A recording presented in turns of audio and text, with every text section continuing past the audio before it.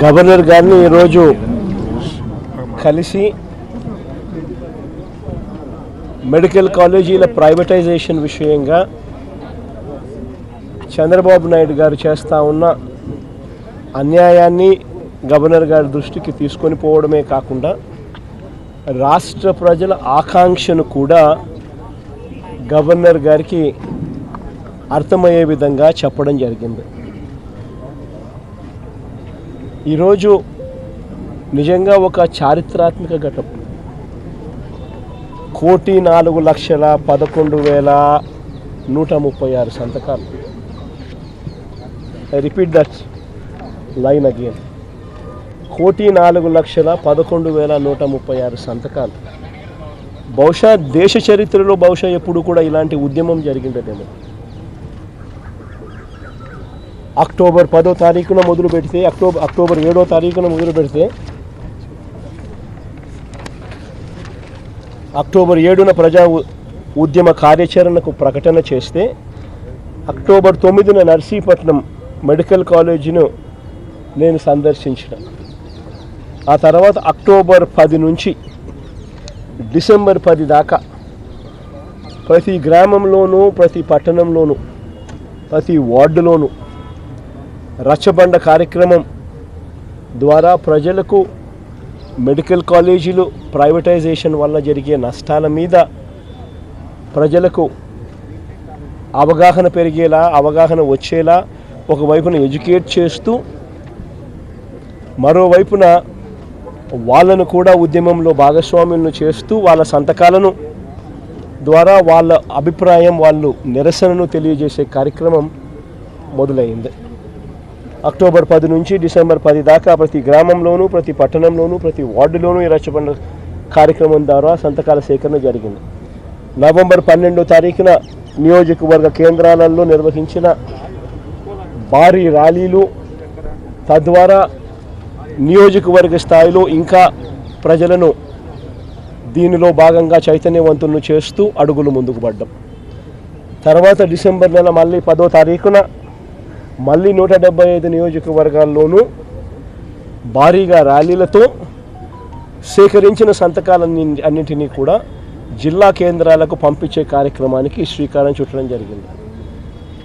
తర్వాత 15వ తారీఖున జిల్లా కేంద్రాలలో మళ్ళీ భారీ ర్యాలీలతో సేకరించిన సంతకాలను మళ్ళీ జిల్లా కేంద్రాల నుంచి ఇక్కడికి పంపించడం జరిగింది. ఈరోజు మళ్ళీ ఇక్కడి నుంచి గవర్నర్ గారి దగ్గరికి ఈ సంతకాలన్నీ కూడా తీసుకొచ్చి ప్రజల మనోభావాలను, ప్రజల నిరసనను ఆధారాలతో సహా గవర్నర్ గారికి చూపించి ఎక్స్ప్లెయిన్ చేయడం జరిగింది. ఈరోజు నేను మీ అందరి ద్వారా ఈ రాష్ట్ర ప్రభుత్వాన్ని గట్టిగా డిమాండ్ కూడా చేస్తూ ఉన్నాం. అసలు ఒక మెడికల్ కాలేజ్ అన్నది అసలు అందరం కూడా రాష్ట్ర ప్రజలుగా ఉన్న ప్రతి ఒక్కళ్ళం కూడా అందరం కూడా ఆలోచన చేయాలి. మనం తీసుకునే నిర్ణయాలు భవిష్యత్ తరాలను మనం తీసుకునే నిర్ణయాల వల్ల భవిష్యత్ తరాలకు దాని మీద ఇంపాక్ట్ పడుతుంది. మనం తీసుకునే ప్రతి నిర్ణయం కూడా, లీడర్లుగా మనం తీసుకునే ప్రతి నిర్ణయం కూడా ఆలోచన చేసి నిర్ణయం తీసుకోవాల్సిన అవసరం ఉన్న పరిస్థితి. అసలు ఒక రాష్ట్ర ప్రభుత్వము, మన రాష్ట్రమే కాదు దేశంలో ఎక్కడైనా తీసుకోండి, ఒక రాష్ట్ర ప్రభుత్వం అన్నది స్కూల్ ఎందుకు నడుపుతుంది? ఎప్పుడైనా మీకు ఎప్పుడైనా ఆలోచన తట్టిందా? ఆలోచన చేయమని అడుగుతా ఉన్నా ప్రతి ఒక్కరిని కూడా. రాష్ట్ర ప్రభుత్వాలు దేశంలో అన్ని చోట్ల కూడా ఎందుకు స్కూళ్ళు నడుపుతాయి? ఎందుకు రాష్ట్ర ప్రభుత్వాలు హాస్పిటల్ నడుపుతాయి? ఎందుకు ఆర్టీసీ బస్సులు నడుపుతాయి? ఎందుకు పోలీసులు రాష్ట్ర ప్రభుత్వం ఎందుకు నడుపుతుంది? ఎప్పుడైనా ఆలోచన చేశారా?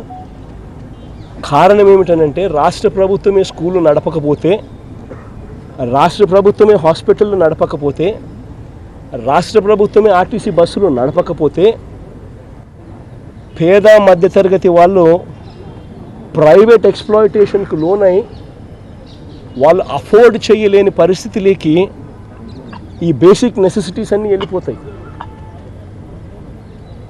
అందుకనే ఏ రాష్ట్ర ప్రభుత్వమైనా కూడా తమ వంతు బాధ్యతగా తీసుకొని ఇవన్నీ నడుపుతారు. స్కూళ్ళు కానీ, హాస్పిటళ్ళు కానీ, పబ్లిక్ ట్రాన్స్పోర్ట్లో ఉన్న ఆర్టీసీ బస్సులు కానీ, లా అండ్ ఆర్డర్ను పరిరక్షించే పోలీస్ వ్యవస్థ కానీ అన్నీ ప్రైవేటైజేషన్ చేసుకుంటూ పోతా ఉన్నాము అని అంటే అసలు ఇంకా ప్రైవేట్ ఎక్స్ప్లాయిటేషన్కు చెక్ అనేది ఎక్కడా ఉండదు. పేదవాడికి, మధ్యతరగతి ప్రజలకు సేవలు అనేటివి ఎక్కడ అందుబాటులో ఉండవు. అందరూ కూడా ప్రైవేట్ ఎక్స్ప్లాయిటేషన్కు లోనై సేవలు పొందాలి అని అంటే ఆస్తులు అమ్ముకోవాల్సిన పరిస్థితి లేకపోతాయి. ఈరోజు మిమ్మల్ని అందరినీ కూడా ఒకటే అడుగుతాను, ఒక కార్పొరేట్ హాస్పిటల్కి ఎప్పుడైనా కూడా మీరు ఒకసారి వెళ్ళి రేట్లు ఎంత ఉన్నాయని ఒకసారి చూసారా? ఒక ఇన్పేషెంట్ కింద నువ్వు చేరాలి అని అంటే జనరల్ వార్డులో చేరాలన్నా 5,000 రూపాయలు మినిమం. ఎంత చెత్త హాస్పిటల్ అయినా కానీ 5,000 రూపాయలు మినిమం ఛార్జ్ చేస్తుంది.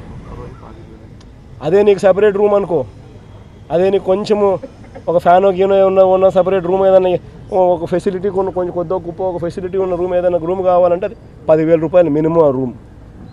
అదే ఐసీయూ లేకపోయినామంటూ ఐసీయూలో ఛార్జీలు ఎంత తెలుసా? 30,000 నుంచి 50,000 రూపాయలు రోజుకు.